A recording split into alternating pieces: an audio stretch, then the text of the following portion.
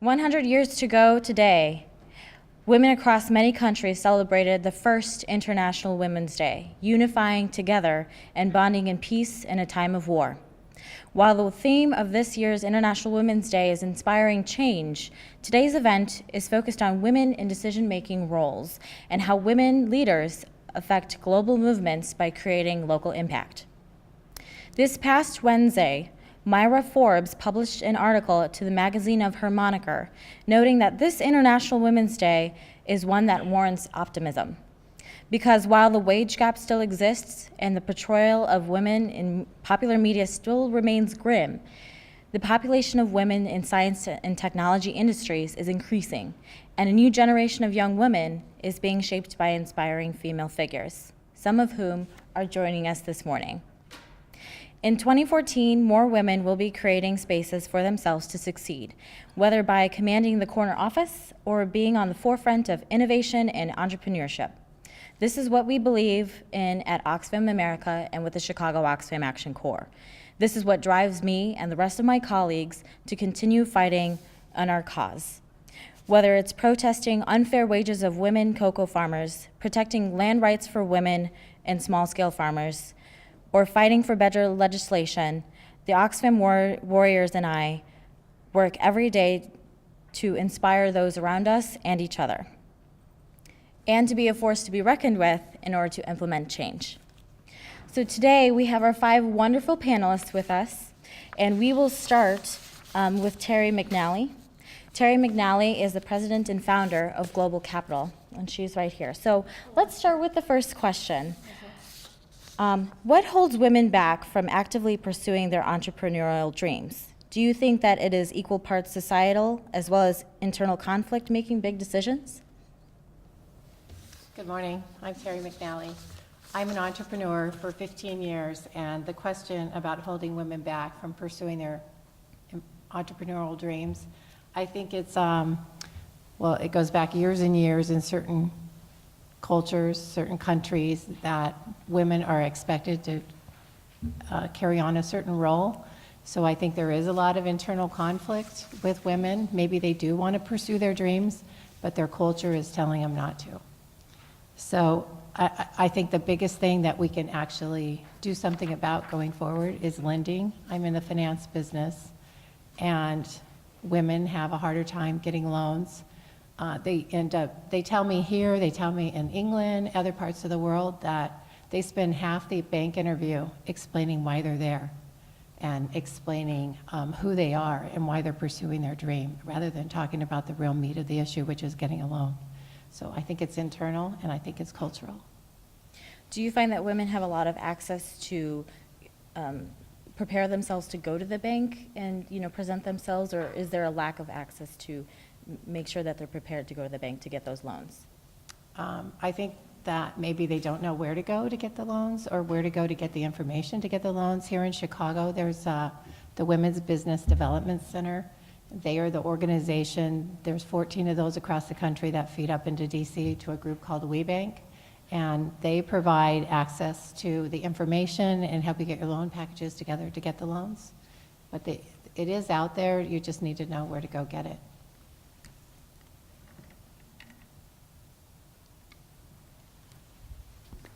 Okay. Now, how has your extensive experience in finance and global business framed the way you view issues of global poverty?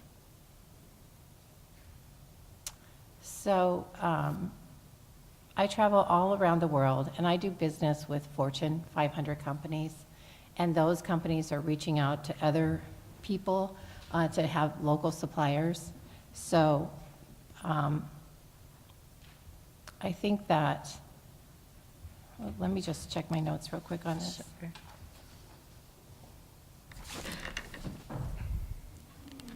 So I think we've really come a long way, but there's still a lot of left to be done. There are 2.5 billion people in the world right now earning less than $2 a day. 70% of those are women. So there's a lot of poverty out there, but I think that from an economic perspective, if you employ these women, these are untapped resources, and get them into the economy, it'll help with poverty. And Would you like to see, based on your experience with working with Fortune 500 companies, do you feel that women again have those particular resources to get to that corner office? Or did you find any particular struggles to start your own financial company? Well, I was in the corporate world, so I was part of a Lindy group with aircraft and rail, and our group was shut down. I worked for Ameritech, and Ameritech was purchased by SBC, so our group was shut down. So I was sort of forced to go on my own to be an entrepreneur, and I don't think it is as tough as it seems. You can go out there and you get told no, you get told no, you get told no, but eventually someone's going to say yes. There are, I don't know, 10,000 certified women business owners, and I talked about the Women's Business Development Center. They feed up into WeBank, and WeBank is an organization. It's not a bank, it stands for Women Business Enterprise National Council, and it's like a three-legged stool. They put together women and corporations. There are 888 corporations out there looking to do business with women, particularly as suppliers. So I think here in America, it's a great opportunity and a great time to be a woman in business. Great. And does WeBank work with Opportunity International? Well, Opportunity International is a company that does business in 22 countries. 91% of their loans, they're a micro-lending organization. 91% of those go to women. And so that's a whole separate organization, but they're headquartered here in Chicago. Wonderful. Have you worked with Opportunity International? I have. I've done a lot with them. Oh, wonderful. Okay, great. That's great to hear. Internationally, are governments really the stem of poverty, or is it systematic or of a poor economic system? So from the government side, I thought we were going to take one question at a time. I feel like I'm being bombarded. From the government side, I think that the government is, it's a complex situation. I think they're part of the cause, and I also think they're part of the solution. From my perspective, we ship equipment all over the world. So we have to deal with tax issues, and we have to deal with just getting the information correctly. So I think from a government perspective, if they did streamline the information that you need to do business around the world, and then they didn't just act like a taxing organization or a tracking organization, and actually worked more in fair trade and made it more feasible to do business with other countries, I think they're working off an older model, and they're looking past, and if they look future and how we can all do business together globally, they could be a real big part of the solution. But I think it's come a long way, and it depends what countries you're doing business in. For me, I can fly anywhere in America and do business in New York, do business in Texas, California, but to go outside of here, we have to get certified and have an accountant and have a lawyer in every single one of the countries. So it makes it almost cost prohibitive to do business the way the model's set up right now. Yeah, the Chicago Fair Trade is a great organization that we have here, and they support a lot of the businesses that are fair trade, but a lot of them are also women's based too, so that's great to see. I'm going to pop to Harleen Singh really quick. So Harleen Singh is Director of Operations with a wonderful organization called Search for Water, and they focus on getting clean water to people and giving them access to the clean water. Harleen, I first want to ask you, the Search for Water Board of Directors is about 80% women. While many industries are slated to having old boys clubs, do you feel the best way to achieve equality is seeing more women establish higher power roles or creating women's clubs? Good morning. I believe that I'm a big advocate of gender equality, and I believe that to create a women's club would just kind of be perpetuating the cycle and creating a bigger divide that we already have. So I would prefer to see women break ground in those so-called boys club industries and make their own path versus creating a separate club. I know it's tough because some may say we live in a man's world, and that's very far-fetched, but based on today's idea of being optimistic, I would like to be optimistic, and I believe creating a separate club is just counterintuitive into what I believe. So I would say I would love to see women of status, but because of merit, not because they are a woman. Absolutely. And the next question I want to ask you is, There's increasing evidence from the United Nations and Oxfam that women deal with more water disparity from climate change. How do you affect the change to improve access to water through Surge for Water? Climate change definitely affects water scarcity. On average, a woman walks approximately 6 kilometers, which is equivalent to 3 miles a day to fetch water. And it's the women that tend to do this because of social norms, that the man works and provides the income and the woman is in charge of taking care of the household. And under that umbrella, young children are also required to do this as well. And while they're trying to fetch the water, they encounter so many horrific things as harassment, which can lead to rape, and just create such a problem. So through Search for Water, we do primarily focus on women and children because they're the ones actually doing the work to get the water. So we want to try to promote education in schools because a lot of kids don't know proper hygiene or sanitation, and that's why every 20 seconds a child dies from a water-related illness. And it's just due to lack of knowledge and lack of education that this continues to happen. And so the basis of our organization is to provide clean water, but also educate these countries on proper sanitation and hygiene. And when it comes to water access, are there particular areas that are more prone to depletion of water or unclean water in your experience? I'm not an expert on that, so I can't really answer that, but I'm sure there are. What has been the best part or the biggest challenge that you've overcome as a director of Search for Water? As you mentioned, it is 80% run by women, and that wasn't a choice. But with that said, I think my voice is heard, and it's been really nice to be a part of an organization where my voice is heard. And so I would actually say I haven't really encountered anything negative. It's been a really great experience. Obviously, we can't help the whole world, and so I guess that sometimes can be a little discouraging, but to me, being able to help one person is better than helping no one. Absolutely, fantastic. I'm going to jump to Indira Johnson really quickly. Indira Johnson is the founder of 10,000 Ripples, and they are an art-based anti-violence organization. She was also named Chicagoan of the Year last year, 2013, and so we're so happy to have you here. First question I want to ask you is, do you feel women and men approach artistic expression differently, or do you feel as a woman you are more inclined to find certain solutions through art? So I don't think, I grew up, am I okay with the mic? I grew up in a family of we were 6 girls and no boys. And so, growing up in India where that happens, invariably everyone came to the house, and every time one of us was born and said, "Oh, I'm so sorry that you have another daughter." And so that has really influenced my life, the idea that we were a family of predominant women. But I think as an artist, it's your life experience that, whether you're a man or a woman, that influences your art. So for me, growing up in Mumbai with a mother who was a social activist, she ran an organization that dealt with leprosy control and TB and community development. So we grew up with that background where we were expected to help in whatever she was doing, and a father who was an artist and a follower of the philosophy of Gandhi. So I think that idea of art and activism became part of my background and became evident in all the work that I've done.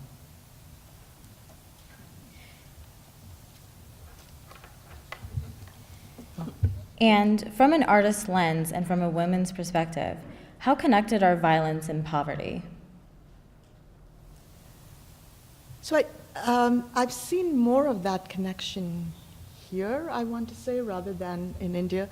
My family has worked and continues to work in this one particular slum in Mumbai. And so for over 3 decades, we have been involved with a group of about 300 women in that particular area. But having come here and lived here and run an organization that's peace and nonviolence based, you see that poverty and violence, I think that combination seems to be more evident here, and it might just be in the philosophy of, or the difference in philosophies in both countries. And so perhaps in India, because there is more of a support system, and here that support system is not as evident, perhaps that leads to it. I'm not quite sure exactly why there is that connection, or I see that connection more here. Maybe there aren't as many options that are offered here. And when it comes to poverty in India, and you're saying there's different patterns, what do you see is more of the pattern in India when it comes to violence? Is there a stem for it? Is there an origin? Or is it just humans in a different country? So going back to this particular group that I've spent so much time with, I see that the fact that they have received employment, so I think that's maybe the key, the employment and the ability to raise the standards of your family automatically eliminates some of the violence, whether it's domestic violence, whether it's any other kind of violence. So yes, I think that because everyone wants to feel respected, wants to feel that they are able to look after themselves and their families in an appropriate way. Absolutely. And how have these observations shaped how you adapt your approach to projects and goals for Shanti for Peace? Or can you speak more to Shanti for Peace and what you do and what that program does? Okay. So I started the Shanti Foundation for Peace in 1993, which is a long time ago. And our mission was to teach nonviolence through the arts. Art making and nonviolence decision making is very similar. Some of the processes are very similar. So for example, point of view, which is a very significant part of making any kind of art, is also something that you'd use in nonviolence decision making. If you understand that you have many alternatives, that there are different points of view that look at a particular situation, maybe then you wouldn't be so targeted on violence, or the different perspectives and understanding different ways at looking at a situation. So that's what we would do. We would go into the public schools in Evanston and Chicago and do arts integrated programs, so that we would be teaching social studies or language arts, but through art. And the concept was that as you were creating the art, you also learned conflict resolution and nonviolence decision making, because that was part of the art piece. And the artists, we trained a group of artists, and they did not really talk about nonviolence. It was it happened organically as they were making the art project. They learned how to get together, how to get along with each other, and that was the basis of the Shanti Foundation. 2 years ago, we merged with another organization called Changing Worlds, and their focus is on cultural understanding, creating peace through cultural understanding, and they're a great organization that's doing work in Chicago and Evanston as well. And we are really happy to be part of their organization. It sounds like a fantastic organization. And I wanted to ask, it's interesting to see that art is used as a form for a medium to stop violence. I'm wondering, Harleen, do you use art or any sort of crafts to teach those kids, whether it's learning hygiene or learning access to water sort of thing? Because you do have a youth summit coming up. Do you want to speak more about that and maybe how you use art in that form? Sure. In the schools, actually 4 of our members are in Dominican Republic right now, and for example, in Dominican Republic, we've created songs to for them to learn hygiene in a fun way, and just making water drops out of paper and coloring them, and just making it fun and interactive, so they understand that the proper ways to wash your hands or use the toilet or to bathe yourself. So yes, we do incorporate art. And also we have our youth summit in Chicago on March 22nd to celebrate World Water Day. And that is a way for children 13 to 18 in the CPS schools to kind of understand that we are very privileged living in the United States because everything is so readily available. And I don't think a lot of children realize that. So we created this summit with the idea that they can have an interactive day of like learning how to make their own filter or carrying 40 gallons of water and racing each other, but also to show them that kids actually do this on a daily basis. You're so lucky that you can just run your faucet. So it's just things like that that we've tried to incorporate with our educational programs. And do you think by educating the youth in these areas through these activities, you're inspiring them to implement that sort of change in whether it's access to water abroad or here? I would hope so. I think it's just, we all have a voice. I have a voice. Everyone in this room has a voice. It's how you use that voice and how you can spread that ripple effect in a sense.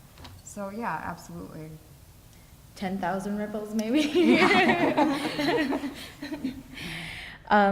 We've been talking about possible patterns between India and America and different countries when it comes to poverty and violence. Terry, I want to ask you another question. In your opinion, what is the best economic system to minimize poverty on a wide-scale level? Is there one? What? Say the question again. Sure. In your opinion, what is the best economic system to minimize poverty on a wide-scale level, if there is one? I would say putting women to work. Easy answer for me. They're gonna get out there, they'll spend most of their money on their families. It'll add to the whole economic stability, economic progress, they'll pay taxes, they'll employ people, they'll send their kids to college, just employ women. Is there It's an untapped resource. Oh, absolutely. Is there a particular career field that you feel that more women need to be there to implement more change, both locally and globally? A particular career field? Yeah, whether is it art, is it music, is it a social justice sort of field, or is it your field, is it finance and economics? Well, just in my own world that I live in every day, it seems like the most popular thing that's happening right now is energy efficiency. And the reason I bring that up is the public utilities know that their grids can't handle the usage that's out there. So the federal government has passed some regulations and asked them to lower consumption. So you probably realize that as a consumer or as a business, all the public utilities are offering rebates. They're giving you cash back to put equipment in that saves energy. So this is a brand new industry. It's at the very leading edge. All these fluorescent lights are being outlawed. They'll be replaced by LEDs. There's rectifiers, chillers, economizers. There's all different types of equipment. So it's a whole new industry that I don't know if very many people are even looking at right now. So does that come back to women being educated about access to get into these fields, do you feel? Women or men, anybody. Well, anybody. Anybody. Okay, it's just It's a great new up-and-coming industry that people didn't consider 5-10 years ago. is it because of government involvement? I think so.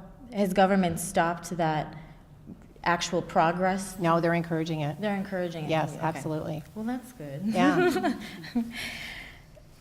Okay, great. I'm going to move to Erica Allen really quickly. Erica Allen is this amazing person. Her father created Growing Power, which is started in the Midwest and grew nationally, and now she's national director of Growing Power.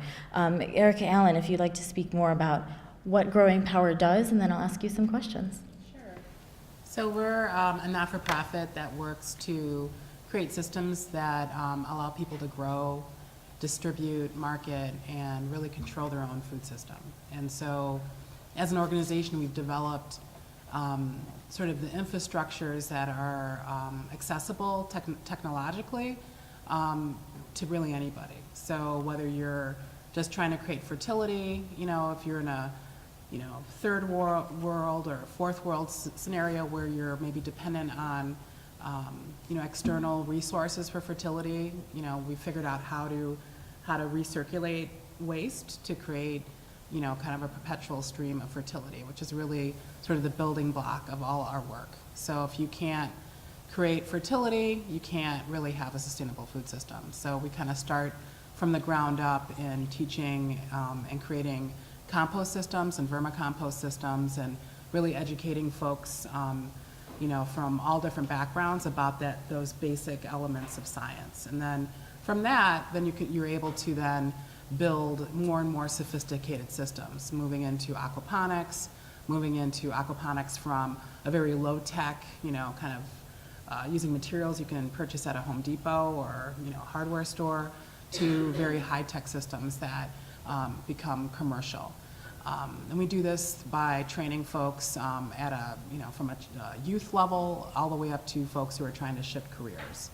I think my work here in Chicago really emerged. I'm an artist and art therapist and have that background, and kind of came full circle back to wanting to do food systems work post 9/11. When I became very aware of how fragile the food system was in the city, and the tragedy happened, and I thought, where would I like to eat? Where would I go to get good food? And the first thing that came on my mind was, I'll have to walk to my parents' farm in Wisconsin.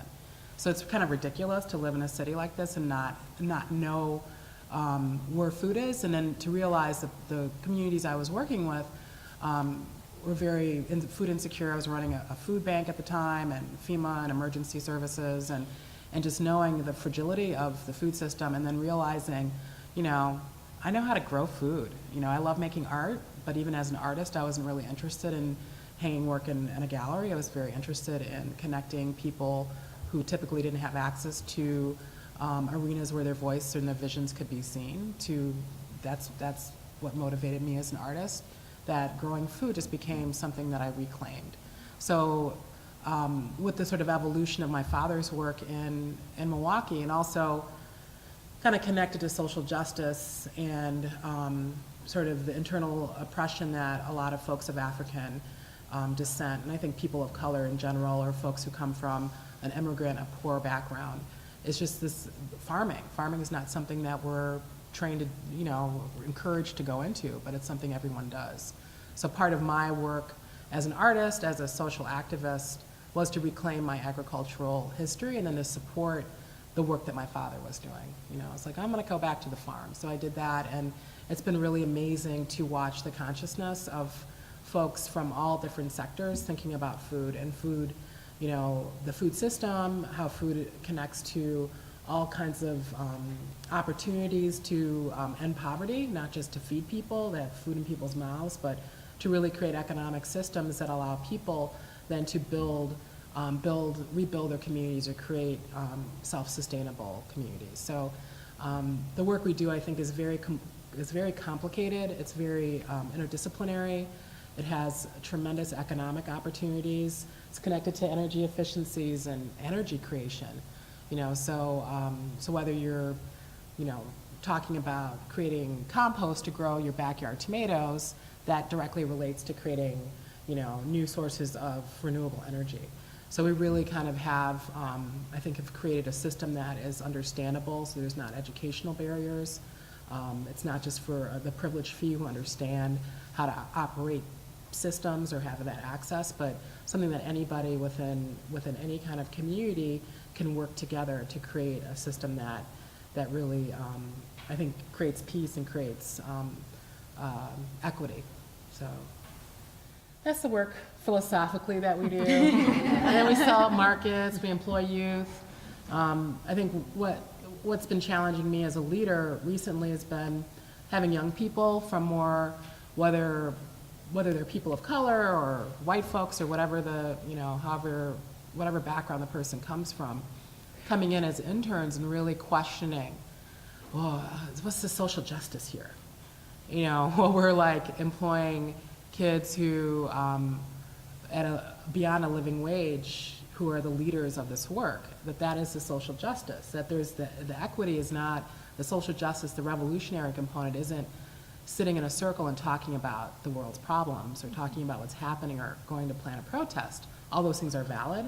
Our work, the way that we manifest social justice, is by creating jobs, by employing folks who typically aren't looked at as the experts or leaders, in an organization that's led by people of color, that's headed by an African-American man, and that alone hits all those marks, let alone the fact that we very actively engage in dialogues around anti-racism and do that kind of training and that work, and build relationships within the organization between people who typically would not be working together, or that paradigm of power and who has the expertise is often shifted. So you can have somebody with an Ivy League education who's making the same amount of money, somebody who just barely scraped by with a GED. Like, that is social justice in our organization. And being able to provide enough food that really, and grow enough food that really impacts food security and the economics of the organization, so that that model can be replicated. So those are all the things that we're grappling with, but I think that reframing what we look at as social justice is really important, because it's not sexy, it's not, it doesn't give you that thrill of, that you have it all figured out, or that you're fighting the man. It's really about those equitable economics and creating systems and jobs that are managed and controlled by the community, in my opinion. You don't think gardening is sexy? I wanted to ask, do you find that there are different obstacles to equality and food options in rural versus urban communities? If so, what are they? They're pretty much the same. I mean, there's just as much, if not more, food insecurity and access issues in rural communities as there are in urban. And I think that it's often, you hear about, SNAP and WIC and all these food stamp programs. I think people think about food insecurity being sort of an urban, people of color kind of experience, when the reality is that the primary populations that are impacted are rural and they're white. So, similar problems of access, different geography, different terrain, right? Big open spaces. I spent my 20s going out to the Rosebud Reservation.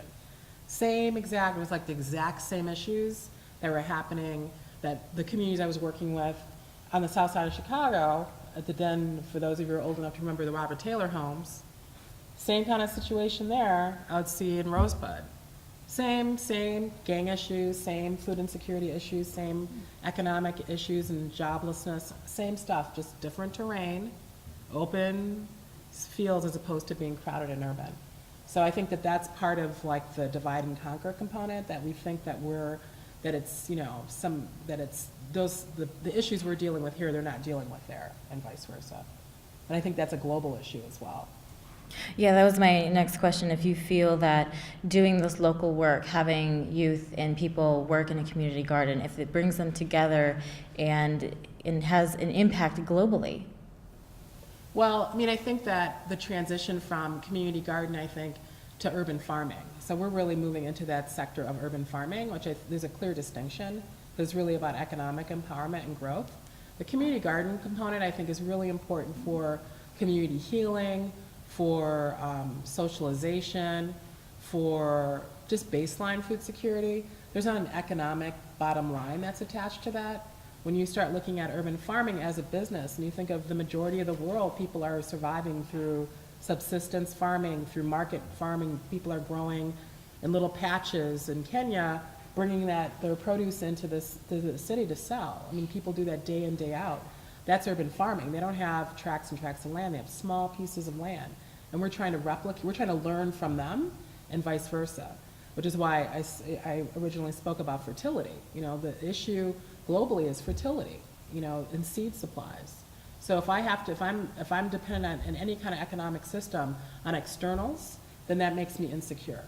If my survival is contingent on a government or a political faction or supply and demand that's external from the community, then I'm food insecure. I'm gonna be reliant on an external source. We are very food insecure, and in my opinion, thereby economically insecure in this society, because we don't know where any of our stuff comes from, right? Right. So I think, again, it's looking at how can you, when you look at survival, if the zombie apocalypse hits, how are you going to survive? Where you can get water, right? How are you going to feed yourself? Because you want to eat 3 times a day. You get real crabby if you don't. And how are you going to, shelter yourself? And I think we really live in this sort of like fantasy land that we're immune to all these issues, and we're not.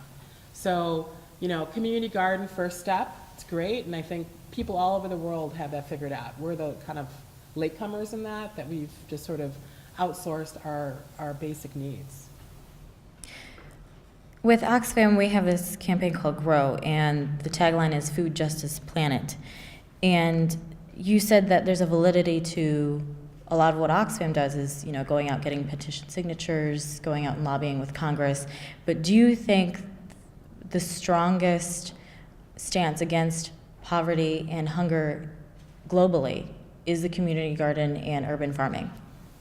Well, yeah, I mean, you're not going to have the energy to go do that if you don't have any food, right? That's true. But I think that the importance, I mean, what I have passion for is that creating, like, I have this vision of there being really like, you know, a paradise where people have food and there's peace because people don't have to compete. It's a natural, just nature, you know, like nature becomes aggressive when there's imbalances. So I don't think it's all or anything, you know, or all or nothing, you know. I don't think we just do hands-on stuff and forget about all the policies and the lobbying and all that. I mean, those are the structures that create instability or stability. I think that there is definitely a disparity between the folks who are on the ground doing the work. There needs to be more of that. There needs to be more people going into not talking about the issues. I think we have plenty of people who do that. We need more people who are doing the work. And people don't necessarily, this is hard work. It's hard work to do, you know, artisanal, small-scale agriculture. It's hard. It's you know, it's very rewarding. But it's not easy. It's much easier to be part of a mechanized big ag system, right? And you can do, you know, that's the modern thing, right? But that's created a lot of problems. So trying to find that balance, I think, is where we're at.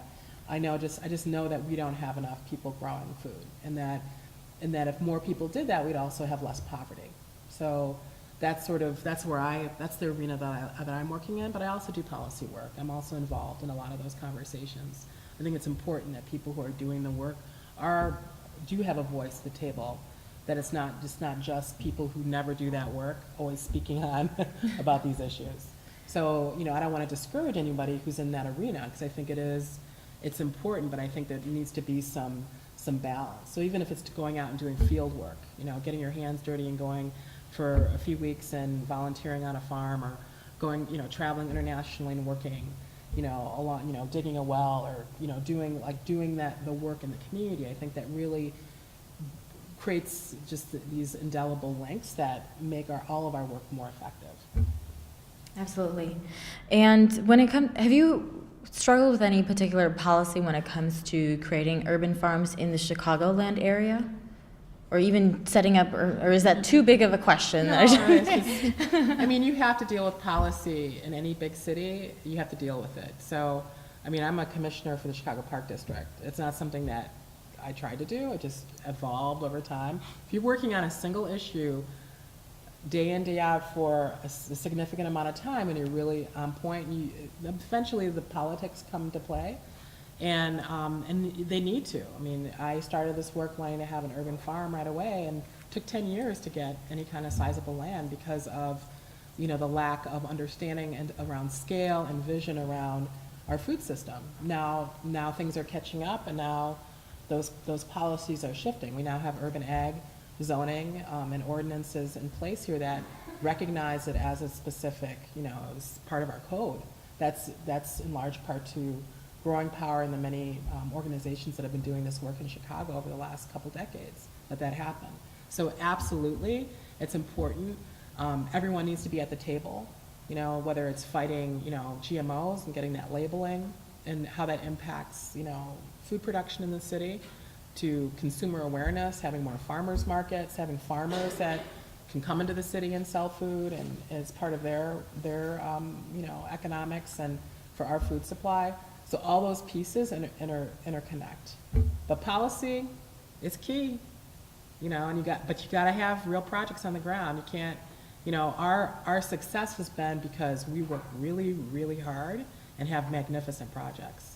It's not like being arrogant. I mean, as a woman of color, You know, this stuff has to look good. It can't be shaky. Seriously, you know, my father has had to work 10 times harder than any other human being to break down the doors, because those are the issues, that's the legacy of racism. So that piece, and understanding that, and not being like, oh, I'm gonna fight about this thing. Okay, that's the reality. The reality is that Chicago is a very political city, and those politics can work for you or against you, you know? So I have my eyes on the prize. I have a vision that I want to see manifested, and that's what I'm working towards. And whatever policies that are in the way of that, I'm going to laser focus, fight to remove them, and keep on, because there's so many things, right? Especially talking about solving an issue like global poverty. I mean, that's just the human mind can't really fathom all the elements that have to come together in synchronicity to challenge that. But I can focus on this one thing, do it really well, and that does actually have a big impact. We've changed the way that people look at public land by farming on public land. That didn't happen, that had to happen because of a response to barriers that were policy oriented. So, the small manifests to the big. So I think I think all of us know that. Like, it's not about this big, huge, like building a, building that reaches the heavens, right? It's about those little victories and how they add up. And we know about that in Oxfam with our recent food aid reform actually passing the Farm Bill. But we're still fighting for the 302B allocations to make sure that poverty-focused aid is protected in the new appropriations bill. But speaking of politics, we're going to talk to Adrienne Alexander. That works so well. Adrienne Alexander is a political lobbyist and consultant with AFSCME Council 31. Adrienne, first talk a little bit more about that, and then we'll talk about some politics. Yep, AFSCME stands for the American Federation of State, County, and Municipal Employees. We are one of the largest public sector unions.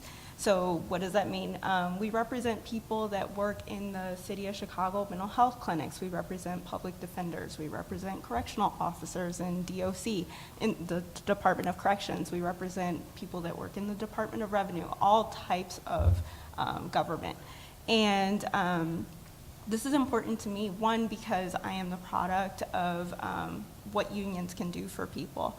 My grandparents, particularly my mom's parents, came from very rural Arkansas, grew up on farms too, and moved to Flint, Michigan, where my grandfather worked in the car factory. My grandmother worked at the hospital, UAW and SEIU, respectively, and they were able to send my mom to college. My mom is a lobbyist too, so I was exposed at a young age to politics, and my dad actually works for the Archdiocese of Atlanta. He's a photographer, and so between the social justice and the lobbying, here I am working for a union that does public sector issues. I think it's important to realize that public sector work is kind of inherently a gendered issue.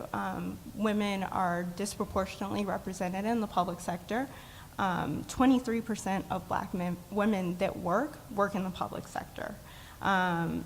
So when we talk about budget cuts, this is disproportionately cutting jobs that women do, and jobs that relate to government services that women are disproportionately dependent on.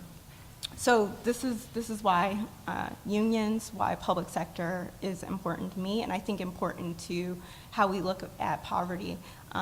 Terry talked about like systems being in place and safety net in this country, and Indira talked about it a bit as well. I think that given the recession, the zombie apocalypse, we might want to think about what role government plays. I think most of the problems in the discussions about inequality that we're having are kind of boiled down to what role should government play in poverty? What role should government play in our society?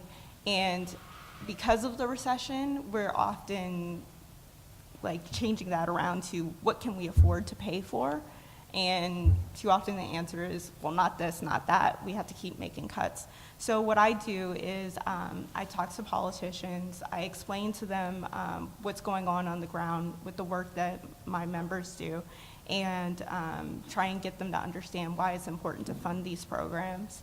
And then if they are helpful, then we support them when their election comes up, and if they're not, then we get them out. So I work on all of those things. So I think that it's important, as Erica was saying, to have people on the ground that are doing the work, and those folks often don't have a voice. I go to Springfield a lot. There's not a lot of folks that are doing the work on the ground that are represented, and it's definitely, I would say, helpful to have folks come, and I think that I'm different even from a lot of the other lobbyists. I mean, I'm sure that everyone had an idea of a lobbyist that wasn't me. When they thought, oh, lobbyists, they probably thought big company, you know, spending lots of money, taking people out to dinner and that type of thing, and that's not what we do.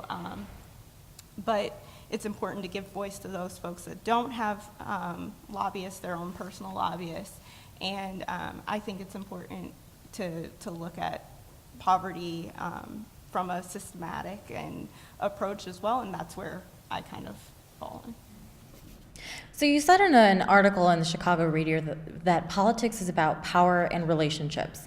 As a woman in politics, how much power do you feel you have in proportion to men who are in your same position?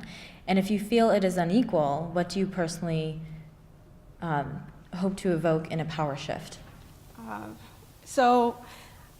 The reason why I said that is because I think, you know, when I go talk to a politician, I'm not Adrian Alexander to them, I'm Adrian from AFSCME, and that's important because they know how many members AFSCME has in their district, or how much money we generally spend in elections, and that type of thing. So it's about the organization, or it's about a personal relationship that I have. It's this week when I was in Springfield, I was thinking about how gender plays into lobbying. And so I asked a couple other women lobbyists. There's not that many of us, right? It's definitely male dominated as a labor lobbyist, even more so.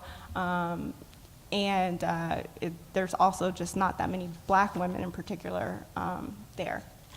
And so I asked them if they felt if they got treated differently being a woman, and I thought I was just being negative, like, because the first thing I thought of was, well, you know, people give you unwanted attention, right? And so I asked these other women to see what they would say, and they both said some variation on harassment first.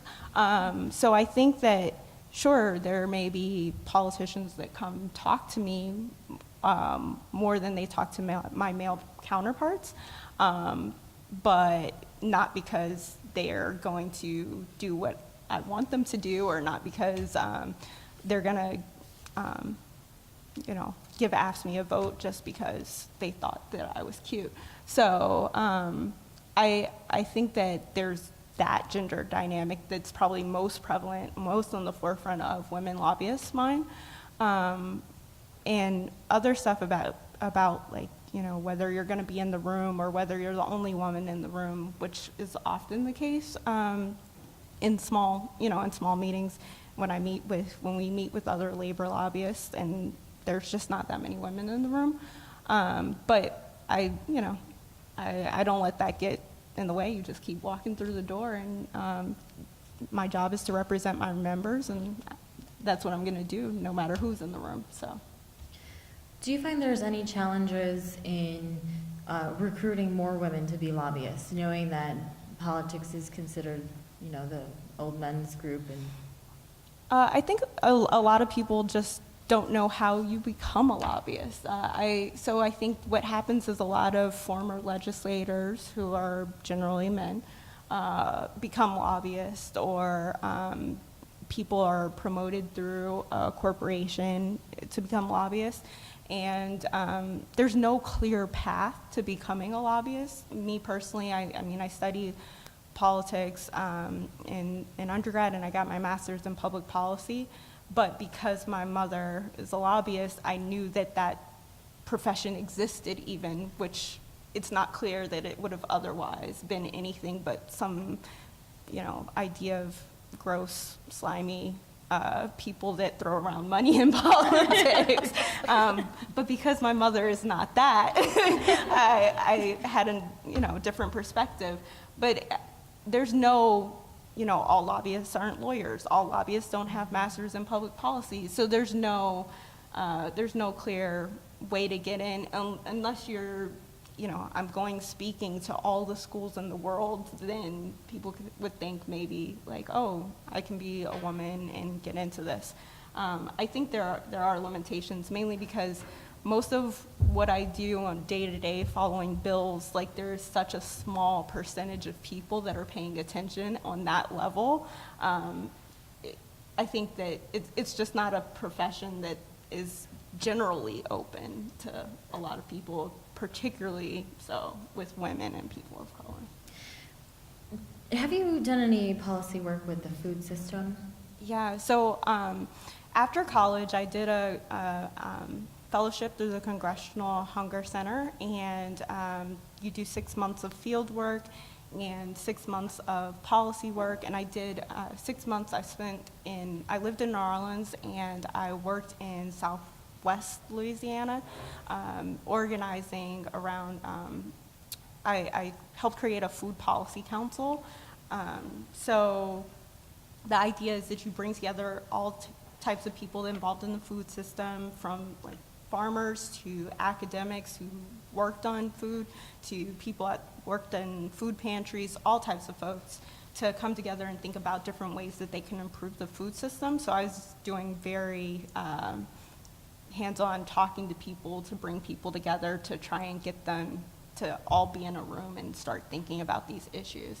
And then today, in my current position, the work I do is mainly around SNAP, and because we represent the workers that work for that program. And then a couple years ago, we went through a big budget fight in Cook County because the county was thinking about letting their grant for WIC, the Women, Infant, and Children program, one of the most nutrition-focused government food programs. They were going to let their grant expire, so the county wasn't going to have WIC in their public health centers, and they were just going to let smaller nonprofits do it. So we were really concerned about that. We represent folks that work on the program, and just thought as a matter of access it was a problem. So that's probably the most recent food issue that I've worked on in my current position. That's some great work. I want to come back to Erica really quick. I do have a relatively food-related question again. This year is the International Year of Family Farming. When dealing with climate and policy issues, what will require our attention over the next decade for family farming?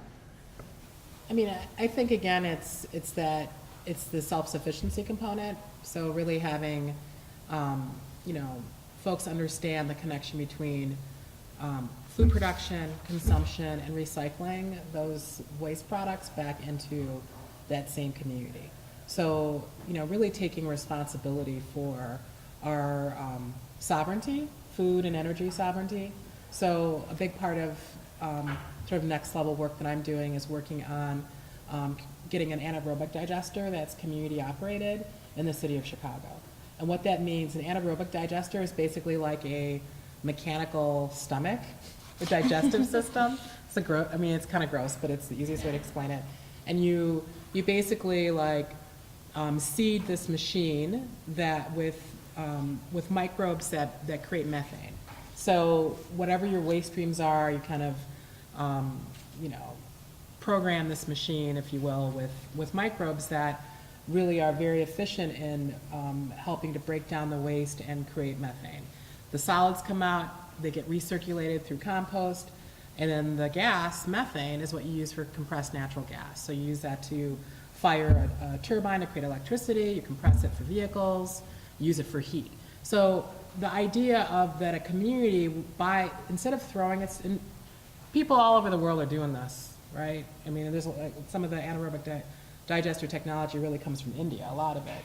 Folks use methane for cooking gas.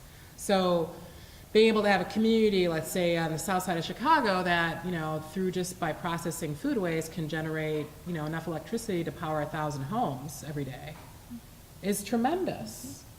And that, you know, and what that can mean economically for the sovereignty of that community, what that can mean for, you know, for the production of food, to really have like a very robust food producing economy that's run by the community. You know, you have those two things, and then, you know, I'm really into shipping container like houses and stuff. You know, having some things like that going on, you know, we can have a pretty deluxe lifestyle. You know, Seems not so people intriguing. holding to having to get some crazy job that completely, you know, exports all of our resources outside of the community. I mean, that's not for everybody, but the idea that we could really create these, you know, very vibrant communities by connecting those pieces. And then, quite frankly, as far as climate change, we have to have our local food supply secure, because we cannot, California has a huge drought, fruits and vegetables are going to be so expensive, and that's for everybody. So, and the supply is going to be limited. So that are automatically, you know, folks who have limited amounts of money, who are eating a lot of processed food, they're not going to be able to afford some of those things. And we need that food to counterbalance all the toxins in our environment. We need nutritionally dense food. So, you know, so there's all kinds of things that kind of come into play. And again, you know, focusing on solving one issue manifests these other things. So the compost leads to energy production, which creates the material needed to grow food, which is solving, you know, energy issues, which is, you know, lessening our dependency on petroleum-based products, fertility and energy, because the fertilizer is made out of oil. So, you know, all of those kind of pieces begin to come together. So that's why the food system to me has been so intriguing. You know, and as an artist, I mean, artists are problem solvers. We tell stories, we solve problems, we think about these things, and we don't limit our vision. So being able to think about these issues and visualize and really see what the end result could look like and how all these different pieces come together, I think is really important. And for young people who are looking to, who have a drive and a passion to solve some of these things, that whatever modality you use, if you think interdisciplinarily, if you think about breaking out of like how you think things should be done and really think about how you can connect pieces that don't, you know, food and energy, well, you know, they totally go together. So, I mean, I think that's what I think about, and I hope that there's more progressive thinking in that way. And that, you know, I'm a capitalist. Like I'm all about making some money, but not at the expense of somebody else, right? I believe that people can be profitable, that that's something that is just part of, I think, just how people are. It's part of the marketplace, market culture, but not at the expense of other people, you know? And so I think more people are willing to forego huge profits, you know, on the front end, so that there's some equity, instead of like, here I've earned billions of dollars, now I'm going to go and like go into Africa, and, you know, and try and solve it. It's like, wait, why not? How about we not have that disparity to begin with? So those are some of the things that I think are coming, and that I think younger people, this next generation, is much thinking more about and has more comfortability in what we think about around success and how these pieces are connected. Fantastic. It's been so wonderful hearing from Terry about self-sufficiency and finance, and Harleen, you know, giving people and women and children access to water, and Indra using art as a way to fight violence and bring people together. And of course, Erica, all your insight with the food system, and Adria fighting the power through politics and being the only woman in the room. So if ever a zombie apocalypse happens, I would want these 5 on my team. But let's open it up to some questions. Does anybody have questions right now? I could bring the microphone to you and we can open it up. It's this way. I'm going to come over here. What each one of you think about the practice of women taking their husband's last name after they married, and is there any organization in the US that is working to stop this practice, which is, as you know, is totally patriarchal?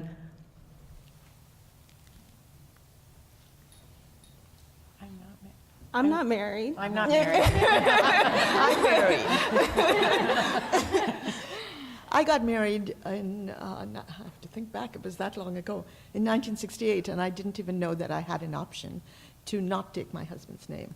So I use it, so my last name is Johnson because that's my husband's name, and Freitas is my maiden name.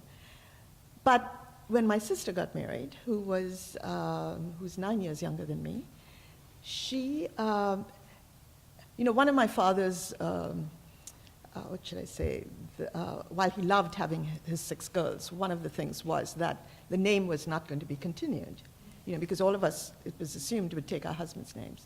And so when my younger sister got married, she said to her husband that she wanted him to take her name, and her kids, their kids, to have her name, and that his name would be the middle name. And he was desperate to get married, I think. And agreed to that. And so, there's one sister out of the 6 of us who has retained her maiden name.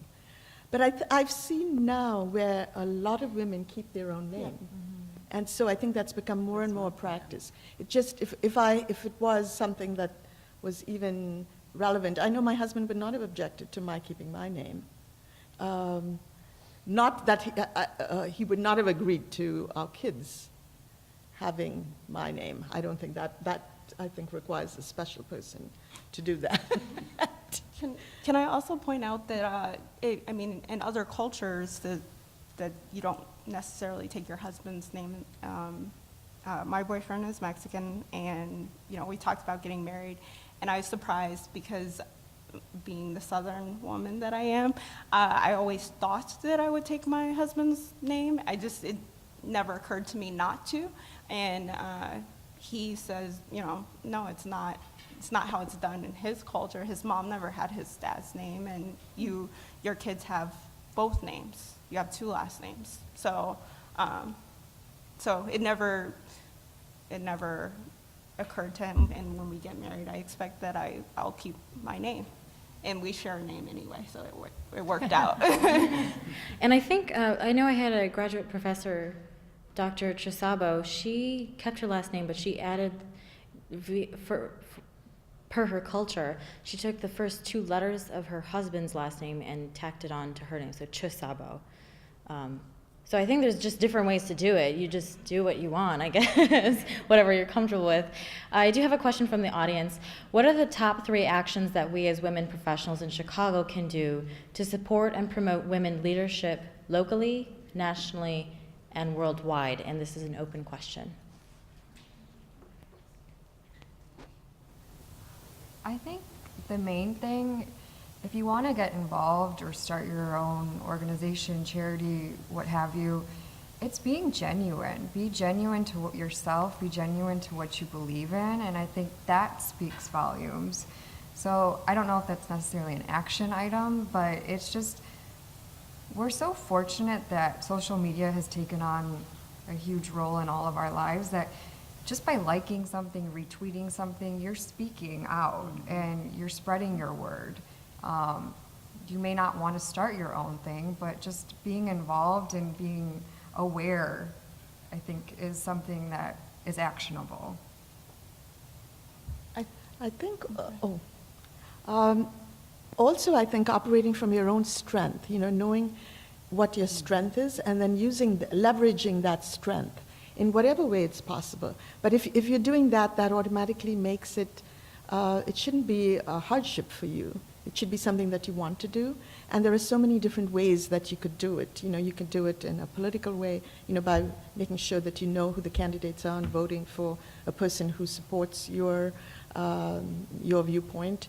You can, it could even be as much as simple as helping in your neighborhood or your neighbor, or, it just depends on what action works for you. But I think most important is to take the action, because that's how we will change the world from our individual actions. Mm-hmm.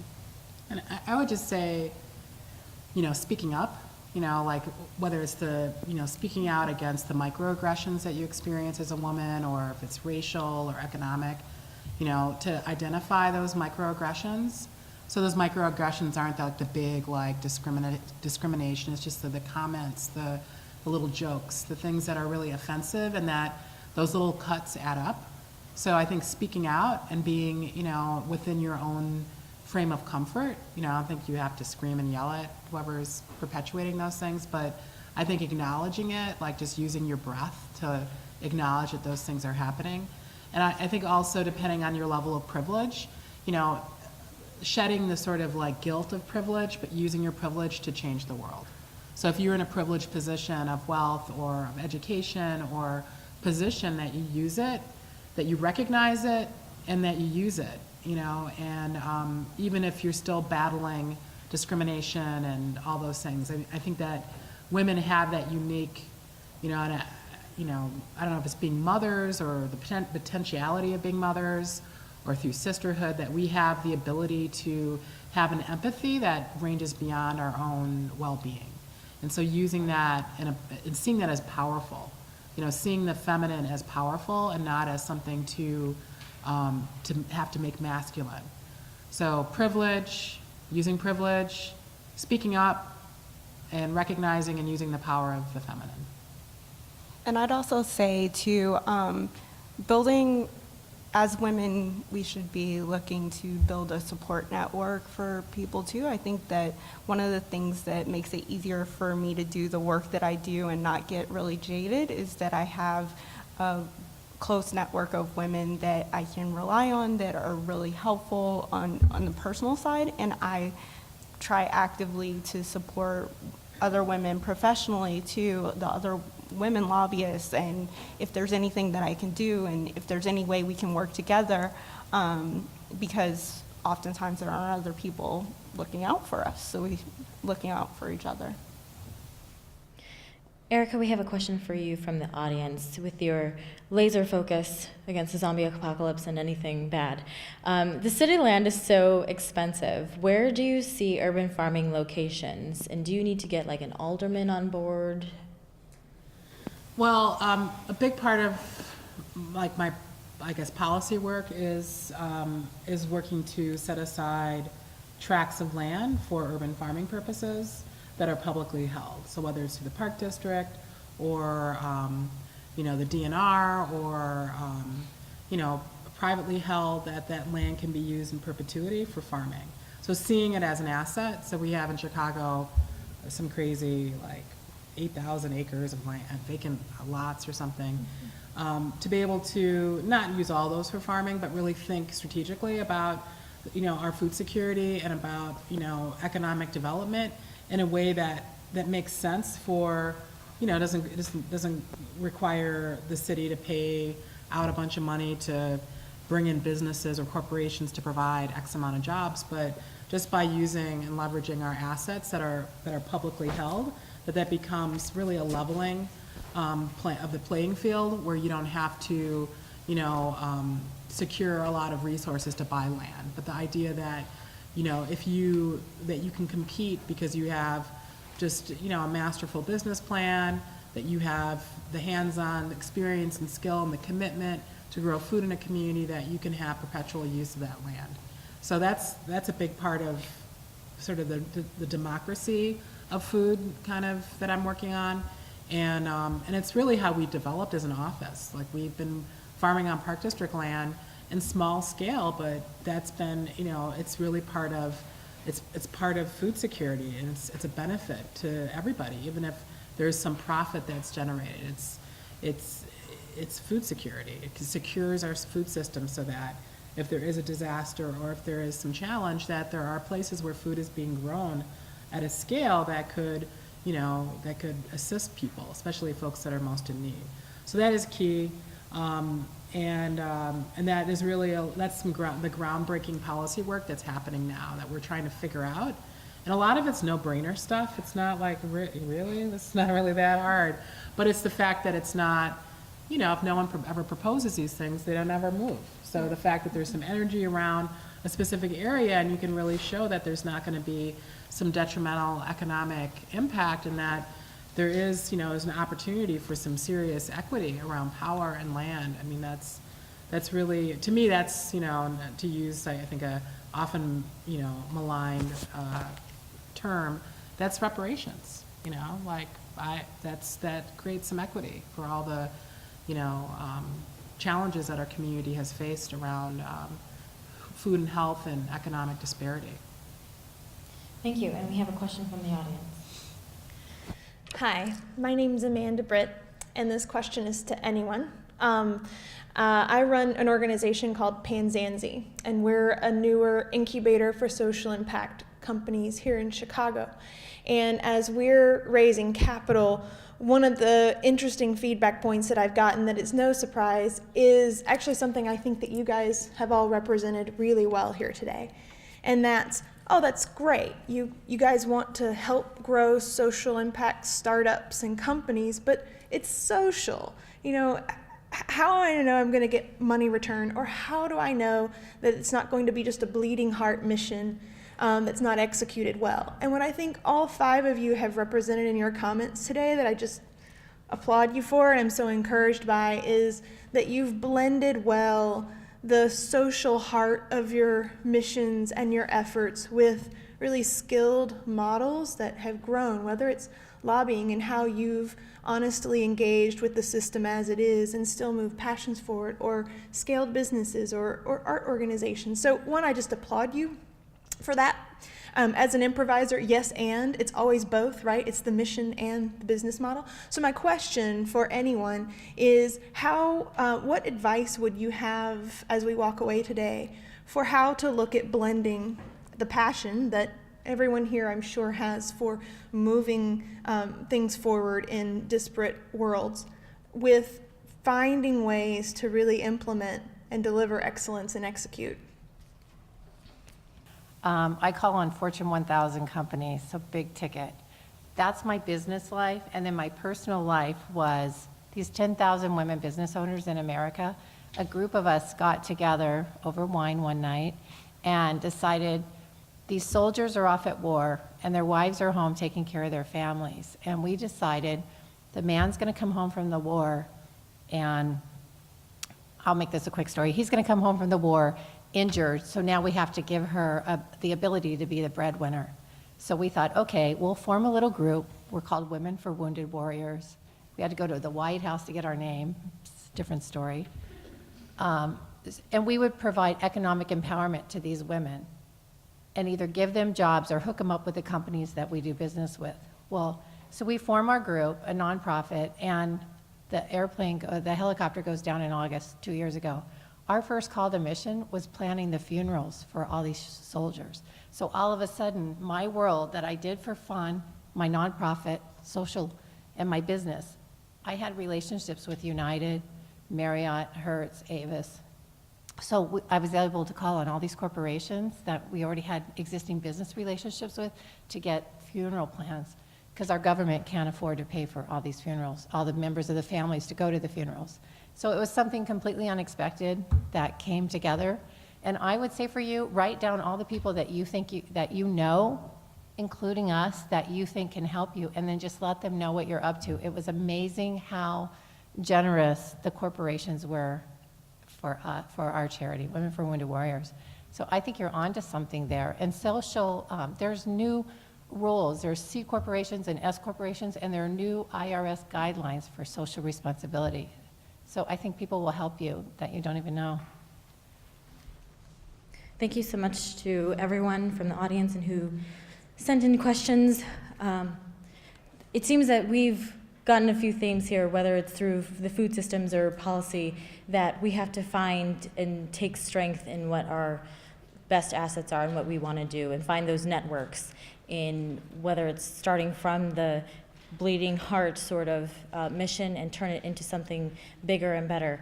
And I want to thank everyone coming in today. I hope you've all been inspired to change something in your life, whether it's taking strength in your femininity or just speaking up against the microaggressions and taking action. I invite you all to the Networking Expo. It is in Thorne Lobby. We all will be walking over there right now, and there will be food, and you can come see our allies. And yes, if you have any other additional questions, I'm not sure if the panelists will be sticking around, but try to contact them and continue that conversation as much as possible.